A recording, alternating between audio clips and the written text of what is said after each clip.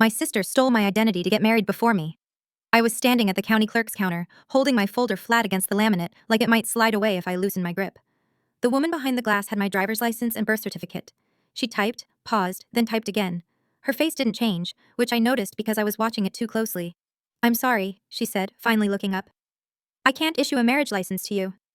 I laughed because that's what people do when they think someone is joking. "Why not?" She turned her screen slightly, not enough for me to see details, just enough to make a point. "According to our records, you're already married." The words didn't register right away. I waited for her to add something, like a correction or a clarification. She didn't. The printer hummed behind her. Someone coughed in line. "That's not possible," I said. "I'm not married." She nodded, the way people do when they think you're embarrassed. "The system shows a marriage license issued in your name 3 weeks ago. Ceremony recorded, everything completed." My ears started to ring. "In my name?" "Yes, full legal name." She tapped the screen. "Same date of birth, same social security number." I felt heat crawl up my neck. "That's not me," I said, louder than I meant to. "I was here today to get married." She slid my documents back under the glass. "You'll need to resolve the existing record first. I can print a copy if you want." I said yes without thinking. My hands were shaking when I took the paper. It was a standard county form, black ink, nothing dramatic about it. My name was printed at the top, spelled exactly right. Below it was a date I recognized because it was my sister's wedding date. I stared at it until the words went blurry. The groom's name was unfamiliar. The officiant's name meant nothing to me, but under bride, it was me. My name, my date of birth, my signature, or something that looked close enough to it to make my stomach drop. "I didn't sign this," I said. The clerk's voice stayed even. "If you believe there's been fraud, you'll need to contact the records department and possibly file a police report." I stepped away from the counter because the line was moving, and someone behind me said, "Excuse me." I walked to the side wall and leaned my shoulder against it. I could feel my phone vibrating in my pocket. I didn't look at it yet. I folded the paper in half, then unfolded it, then folded it again. My fiancé Mark was sitting on the bench by the window. He looked up when he saw my face. He stood immediately. "What happened?" he asked. "They say I'm already married," I said. He laughed too, the same reflex I'd had. Then he stopped when he saw I wasn't laughing anymore. "What do you mean?" I handed him the paper. He read it once, then again. His mouth tightened. "This is your sister's date." "I know." He looked at me like he was waiting for me to say something that would make sense of it. I didn't have anything. We walked out into the parking lot because I needed air. It was late summer, already hot, the kind of heat that sticks to your skin. I sat in the car with the door open and put my feet on the asphalt. Mark stood there, hands on his hips, staring at the building like it had personally offended him. "This has to be a mistake," he said. "They had my social," I said. "They had everything." He ran a hand through his hair. "How would someone even do that?" I didn't answer because the answer was already forming and I didn't want to say it out loud. I pulled out my phone. There were 3 missed calls and a text from my sister sent an hour earlier. "Can you call me when you have a minute?" I stared at the screen until Mark said my name. "What?" "I'm going back in," he said. "I want to talk. To someone." "It won't change anything," I said. "They were clear." He went anyway. I sat there and scrolled back through my sister's messages from the last month. Nothing obvious. Wedding planning stuff, photos of dresses, complaints about vendors, a picture of her ring, a heart emoji. I kept scrolling, like I'd find something hidden between the lines if I looked hard enough. Mark came back 10 minutes later. His face was tight. "They said the same thing," he said. "They can't do anything today." I nodded. My hands felt numb. I folded the paper again and put it in my bag, like it might bite me if I left it out. "Do you want to call her?" Mark asked. I looked at the phone again. The text was still there. "Not yet," I said. We drove home in silence. The radio was off. Every stoplight felt longer than it should have. When we pulled into the driveway, my phone rang. My sister's name lit up the screen. I didn't answer. I didn't answer my sister's call until that night. I let it ring until it stopped, then sat on the couch staring at the dark TV screen. Mark was in the kitchen, moving things around without actually doing anything.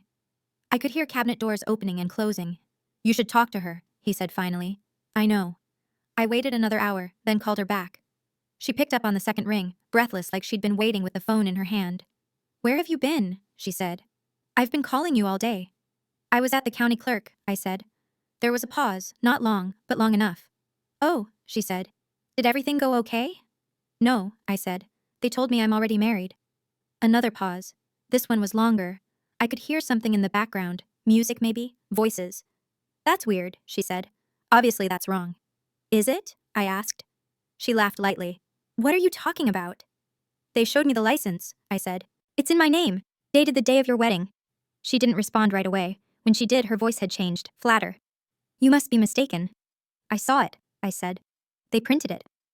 People make mistakes, she said. You should call them back tomorrow. I will, I said.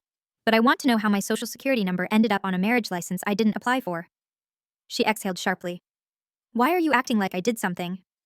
I didn't say that, I said, which was technically true. She started talking faster. I had enough stress with my own wedding. You know how complicated that was. Now you're calling me accusing me of fraud? I'm not accusing you, I said. I'm asking questions. Well, it feels like an accusation, she said. I don't know what you want me to say. I wanted her to say she'd explain it. I wanted her to sound surprised. She didn't. We hung up without resolving anything. She said she had to go. I said, okay. Mark watched me from the doorway. That didn't help, he said. No, I said. The next morning, I called the records department as soon as they opened. I sat at the dining table with my laptop open, my phone on speaker, the printed license spread out in front of me. Mark sat across from me, scrolling through his phone but not really reading anything. The woman I spoke to was polite but firm. Yes, the marriage was recorded. Yes, the information matched mine. No, they couldn't just delete it. Yes, identity fraud was a possibility. No, they couldn't advise me on next steps beyond filing a police report and contacting legal counsel. So someone got married as me, I said, legally. That appears to be the case, she said. I hung up and stared at the wall. Mark leaned back in his chair. We need to go to the police. I know.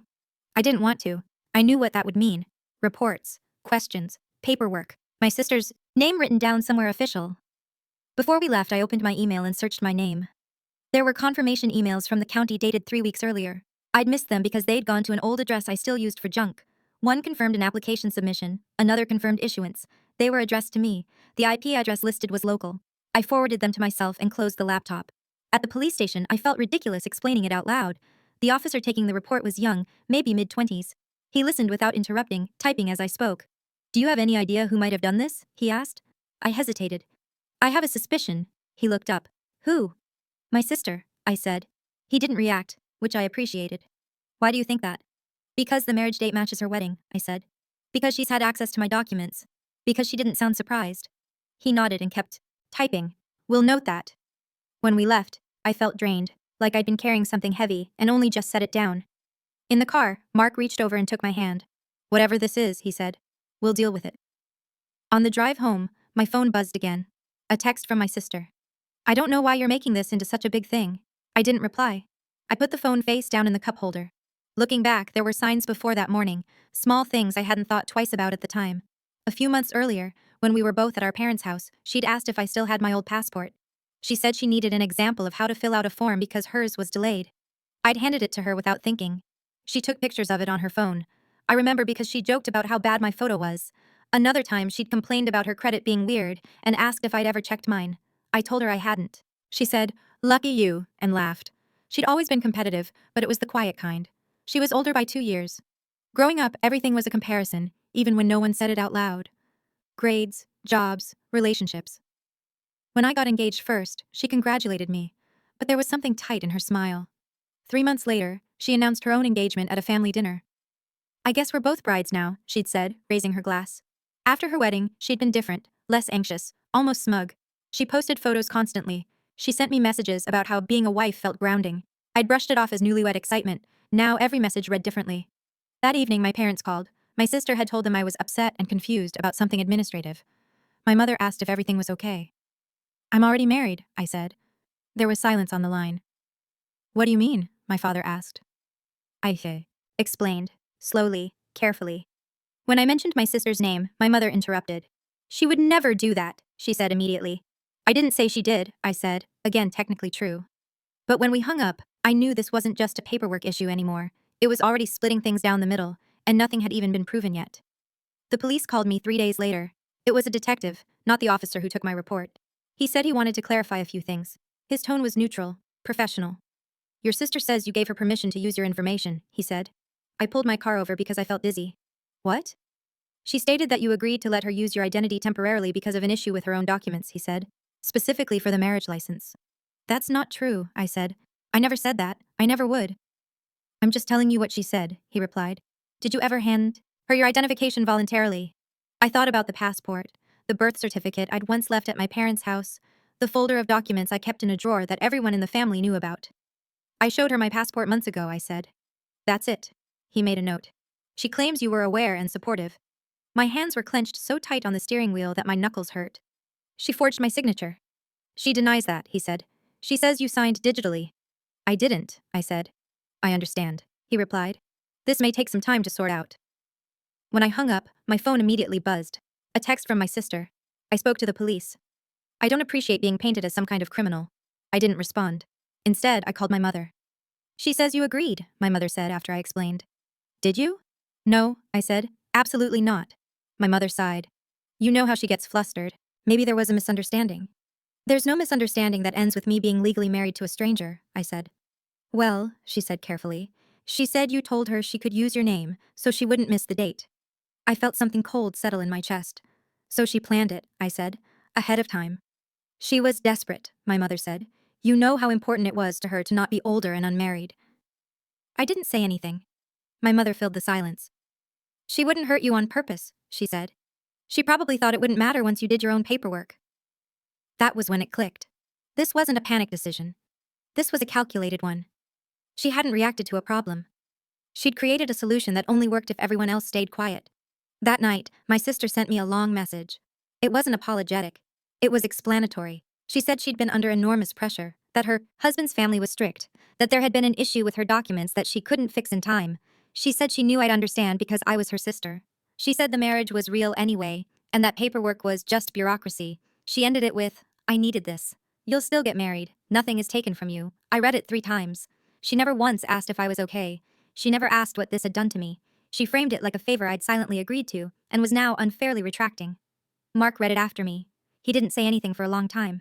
She's not confused, he said finally. She's managing you. That night, she posted a photo on social media. A wedding picture I hadn't seen before. In the caption, she wrote, "Married and at peace." The comments were full of congratulations. My mother liked it. So did my aunt. I stared at my phone and realized she wasn't hiding. She was daring me to contradict her version, out loud.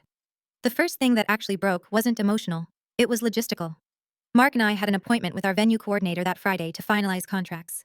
We'd already paid a deposit. We'd already sent out save the dates. I walked into the meeting thinking we could keep things vague, just say there was a delay.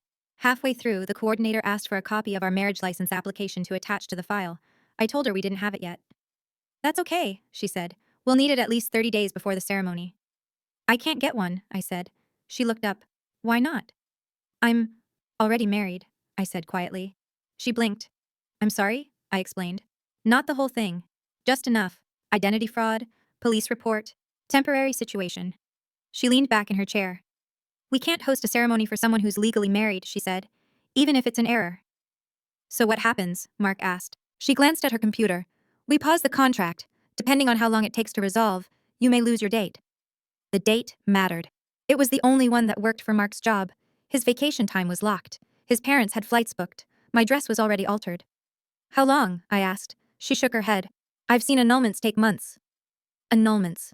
The word hit harder than I expected. I hadn't married anyone. But on paper, I'd apparently done something that now required undoing. On the drive home, Mark gripped the steering wheel like it was the only solid thing in the car. This isn't just a mistake, he said. She knew this would block you. I don't think she thought that far, I said automatically. He looked at me. She thought far enough to lie to the police. That night, my sister showed up at my parents' house. I wasn't there, but I heard about it from my mother the next morning. She's devastated, my mother said. She's crying. She says you're trying to ruin her marriage. I'm trying to exist legally, I said. She says you threatened to have it annulled, my mother said. I didn't threaten anything, I said. I filed a police report. My mother was quiet. Then she said, Do you know what that could do to her? I laughed once, short and sharp. Do you know what this is doing to me? She didn't answer that.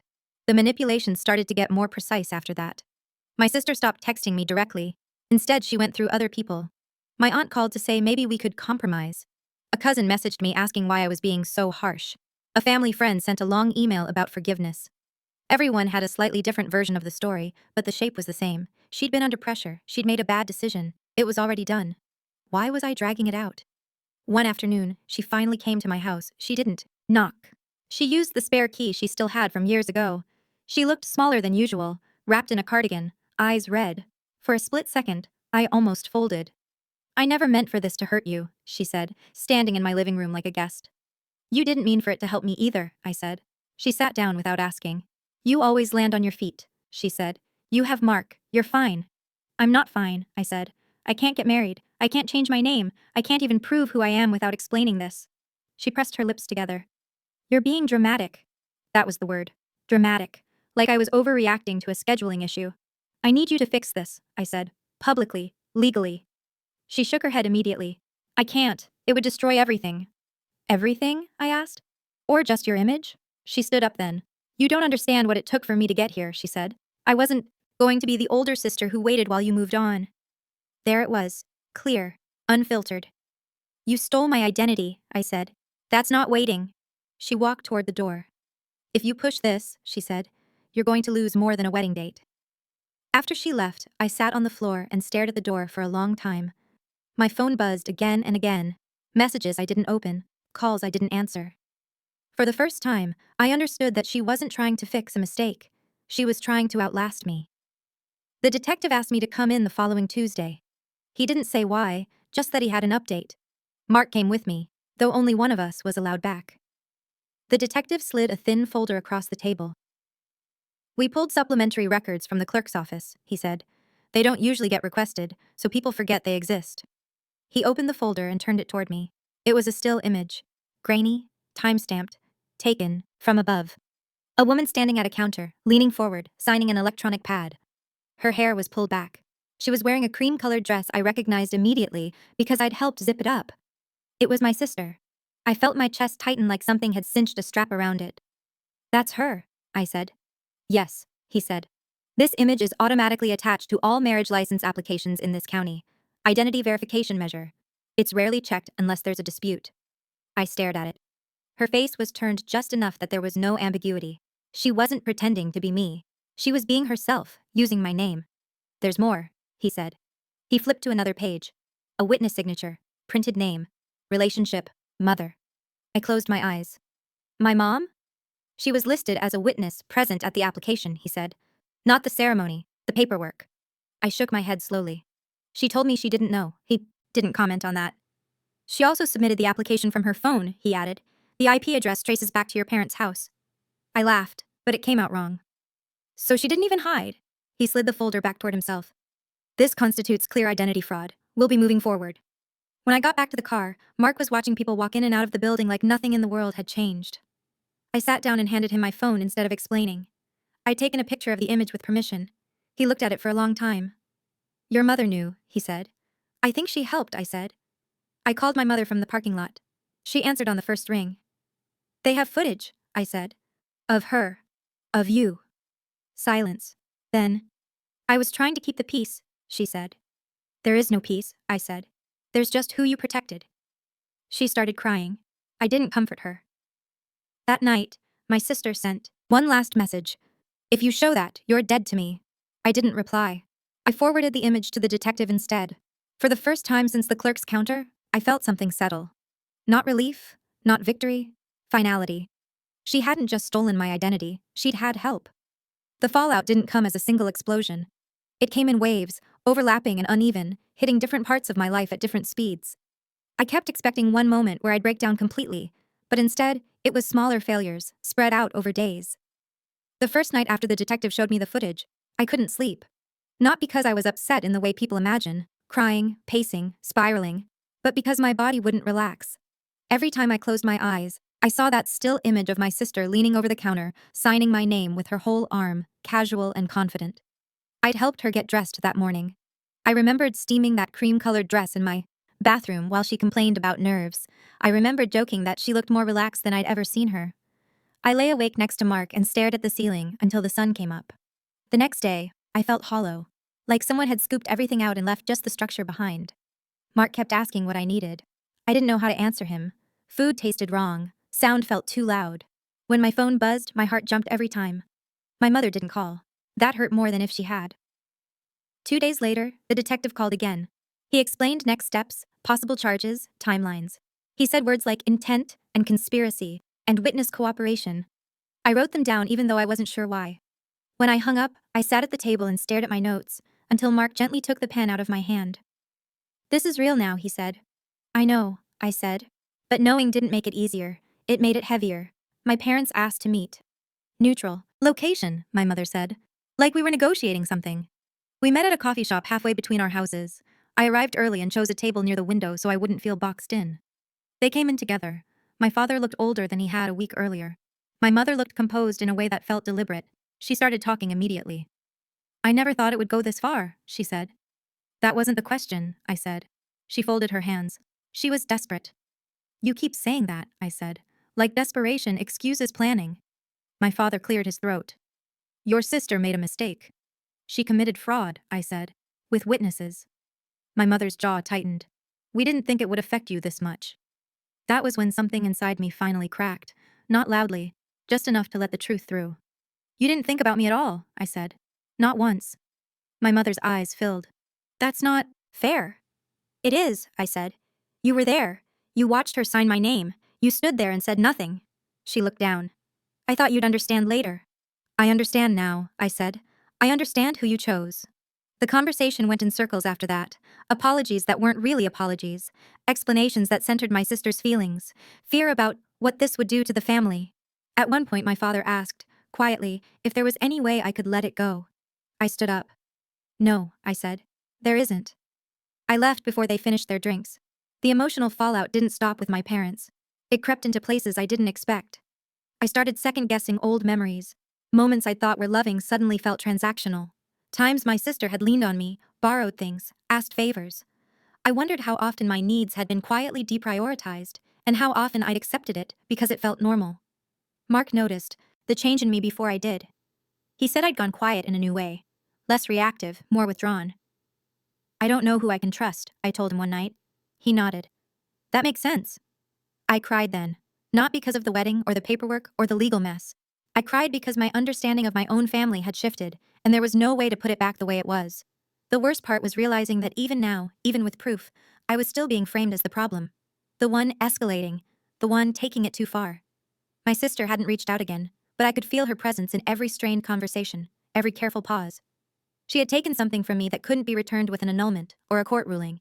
She had changed how safe the world felt, and I was still standing in the middle of it, trying to figure out who I was allowed to be angry at without losing everything else. Once the investigation moved forward, it stopped being something my family could manage internally. Letters went out, phone calls were made, my sister's husband was contacted. That part happened faster than I expected. He called me himself one afternoon. I didn't recognize the number, but something told me to answer it. I didn't know who else to talk to, he said. His voice sounded thin, strained. They told me you'd filed a report. I did, I said. There was a long pause. She told me you'd agreed, he said. She said it was temporary, just for paperwork. I never agreed to anything, I said. He exhaled sharply.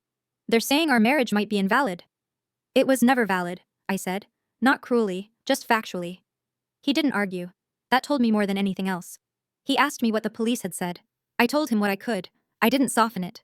I didn't dramatize it either. By the end of the call, he sounded like someone standing in the aftermath of a building collapse, realizing too late that he'd been inside it. 2 days later, my sister moved out of the house she shared with him. She didn't tell me. I heard it from my aunt, who called to say how heartbreaking it was and how everyone was suffering now. My sister lost her job the following week. Not directly because of the investigation, but because she'd used work time and resources to submit documents and attend appointments under my name. HR flagged inconsistencies. Once they started pulling threads, the fabric didn't hold. My parents stopped calling altogether. When they did speak to extended family, they framed it as a tragedy with no villain. Just bad choices. Just misunderstandings. Just consequences no one could have predicted.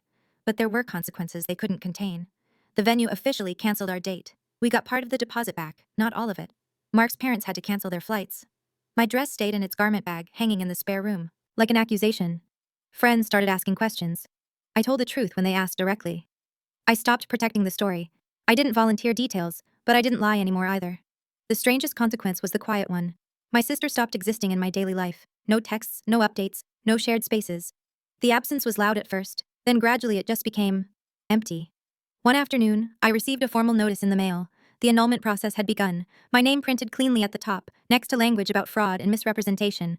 I held the paper and felt nothing. Not relief, not sadness, just confirmation. What she'd built using my identity was collapsing under its own weight, and there was no way to separate the damage from the truth anymore. After the legal steps were set in motion, after the calls slowed down and the gossip found something newer to chew on, I expected to feel lighter. Instead, I felt exposed, like something private had been peeled back and left uncovered. I started noticing it in small moments. Standing in line at the grocery store, I'd suddenly wonder how easy it was for someone to step into my place. Filling out forms made my chest tighten. I checked my credit report obsessively, even after everything came back clean. I changed passwords I'd had for years. I locked down things I'd never thought to lock down before. It wasn't paranoia, it was vigilance. There's a difference, but it still wears you out. Mark tried to be patient. He never pushed me to move on, but I could tell he didn't fully understand what had shifted. One night he asked gently, "Do you still feel like yourself?" I didn't answer right away. "I don't know," I said. "I feel like I was misfiled.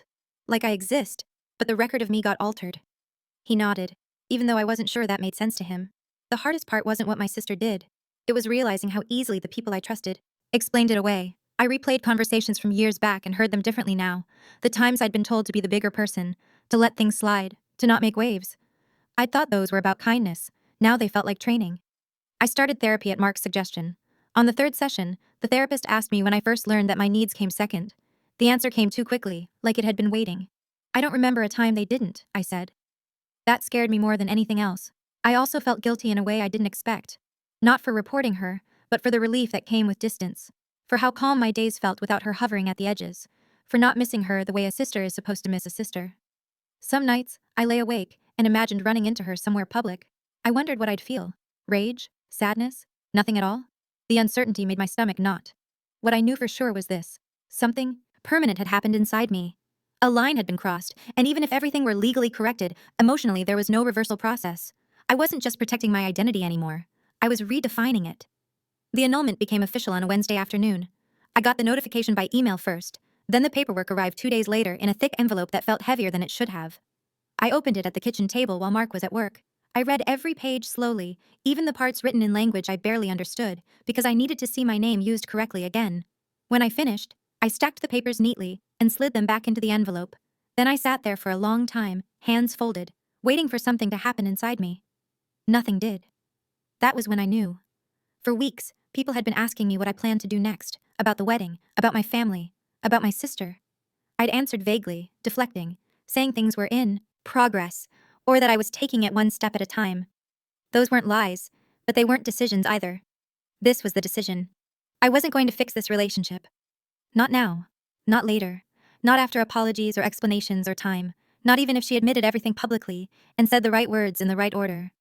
Something essential had been broken, and I didn't want to spend the rest of my life negotiating around the fracture. I didn't announce it. I didn't make a speech. I just stopped reaching. When my mother finally called again, weeks after the annulment, I let it go to voicemail. She left a careful message, measured and gentle, asking if we could talk things through. I didn't call her back that day, or the next. Instead, I told Mark that evening that I was done. Done how? He asked. Done trying to be reasonable with people who were never reasonable with me, I said. Done explaining. Done softening it. He didn't argue, he just nodded. The next time my father emailed me, asking if I'd consider family counseling for everyone's sake, I wrote back one sentence. I'm not interested in rebuilding something that required me to disappear to function. I didn't wait for his response. I blocked my sister everywhere. Phone, email, social media. It felt extreme when I did it, my finger hovering for a second longer than necessary. I'd been conditioned to leave doors open, even when people kept walking through them without permission. Closing it felt like exhaling. There were consequences to that choice. Holidays became complicated. Some relatives stopped inviting me to things rather than take sides. A few friends didn't know what to say and drifted away. My parents told people I was taking space, like it was temporary, like they could wait me out. I let them believe that.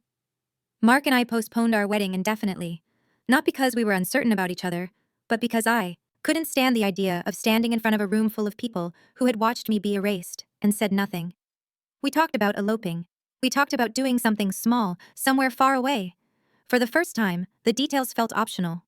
What mattered was that I was choosing myself without asking permission. One afternoon, months later, I ran into my sister's former husband at a grocery store. I almost didn't recognize him. He looked thinner, tired. He hesitated when he saw me, then nodded. I'm sorry, he said. I know, I said. He opened his mouth like he might say more, then closed it. We stood there for a moment, two people connected by something neither of us wanted. I hope you're okay, he said. I am, I said, and realized it was true. After that, the story stopped moving forward in the way stories usually do. There were no more revelations, no final confrontations, just distance, and time, and a growing sense of clarity. I didn't lose a sister all at once. I lost her slowly, over years, and the identity theft was just the moment it became undeniable. Walking away wasn't an act of anger, it was an act of recognition. I knew exactly what I was leaving behind, and I knew finally that I wasn't wrong for leaving it. Months passed, and the world outside my immediate circle seemed oblivious to everything that had happened. My sister had disappeared from our social media feeds, her name rarely mentioned. The annulment was final, the police case closed, and legally, I was me again, my own person, my own name. But emotionally, nothing had returned to the way it had been before. Mark and I finally decided on a new date for our wedding. We chose a small, quiet ceremony at the courthouse first, followed by a private celebration with just our closest friends. We didn't send formal invitations. We didn't announce it on social media. It wasn't about defiance or secrecy, it was about reclaiming something I felt had been stolen and making it ours in a way no one could touch. The day we stood in front of the judge, I looked at Mark and realized how much of my energy had gone into repairing myself, into untangling what had been done to me. The act of signing my name, of hearing it spoken officially again, felt both absurd and sacred. Absurd because it had been stolen from me before, sacred because no one could take it again. Afterward, we went to a small Italian restaurant downtown. The server asked if we were celebrating a honeymoon or an anniversary, and we just smiled. We didn't explain.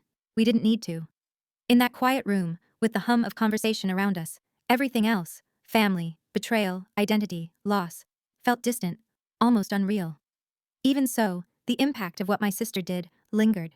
I noticed it in the way I approached people, in the caution I took with paperwork, and the extra checks I did for security on everything from bank accounts to emails. Trust had become deliberate, not automatic. I no longer assumed good intentions. I didn't let people operate in my life unchecked. It was exhausting, but necessary. I haven't spoken to my sister since the day I blocked her.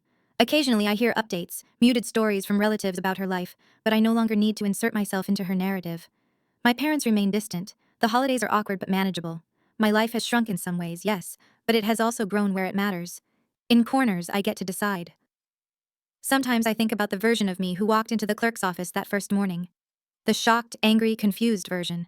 I recognize her. And I don't pity her. I admire her, actually. She survived someone erasing her identity and still found a way forward. Now, when I sign my name, it feels right. It feels mine. And for the first time in months, I understand what that really means. It isn't just a signature on paper. It's a boundary, a claim, and a choice. And nothing, not even my sister, can take that away.